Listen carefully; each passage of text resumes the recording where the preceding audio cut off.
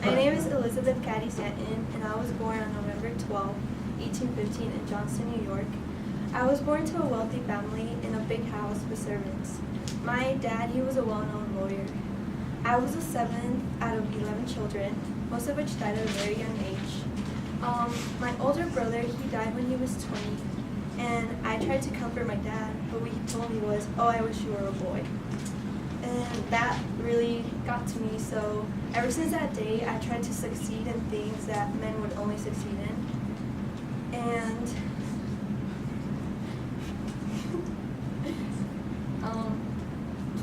I tried to impress my dad a lot, but it kind of didn't help. In I went to an all-girls school and graduated in 1832. And 1840, I married Henry B. Stanton. We had 7 kids, and for our honeymoon, we went to London for the anti-slavery convention. And in 1851, I met Susan B. Anthony. Hi, I'm Susan B. Anthony, and so I never felt that I could be like a man's housekeeper. So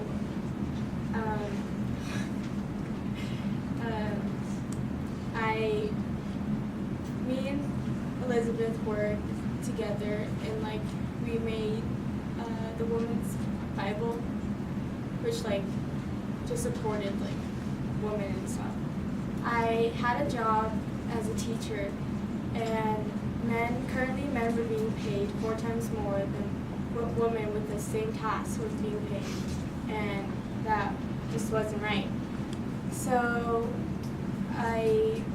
at the time also I was a liberal, I was a Quaker, so we thought like everything equality was right. And I went to many meetings for like abolitionists and stuff because my parents, like my father Daniel, he was a role model to me. My father, at the time, girls went to an all-girls school and boys went to an all-boys school. And my father built me my own school, so I went to school with both girls and boys. And when I was younger, I fell in love with a man named Aaron, and we had different outlooks. So he ended up marrying my sister, and I went to go visit them one day, and I brought biscuits to them as a gift. And I told him I was studying algebra, and his response was, "I'd rather see a woman make biscuits than solve the naughtiest problem in algebra." And of course, I was like, why can't she do both? Like, she can do both. And so that kind of just pushed me, and like, I was like done. And I decided to go to all these meetings and speak. And one time I went to a meeting and I spoke up, and some guy told me that women weren't allowed to talk. And then in 1851, that's when I met her. We met in the street, and we kind of just clicked on from there. And she was more of a thinker, and I was the one who did most of the stuff, like went up to like places. I traveled and spoke. And one time so I got arrested because I voted illegally in the presidential election of 1872, and I got charged with a fine of $100, which I never paid, and the judge just kind of let it go because I knew people, so he didn't want a big scandal. And then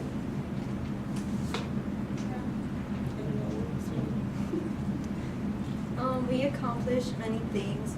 We were so involved, and I still had time for my family. I wasn't just all about the women's rights movement. We created so many organizations, and I was the president, but she did all the talking. I wrote all the speeches. I wasn't really into talking. And then we accomplished those things. I also got a college to accept women for the first time ever. I forgot what the college was named, and on, that's like one of the last biggest things I accomplished. And then I died in March 13th, 1906, in my hometown, Rochester, of heart disease. And I had pneumonia in both lungs, so that kind of just threw me off. But 14 years later, in 1920, the 19th Amendment was passed, and it gave women the right to vote. Yeah, that's it.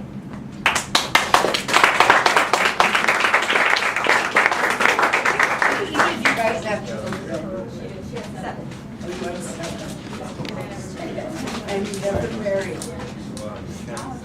Right. But you guys are never. No. It was always good. All right, good. Thanks.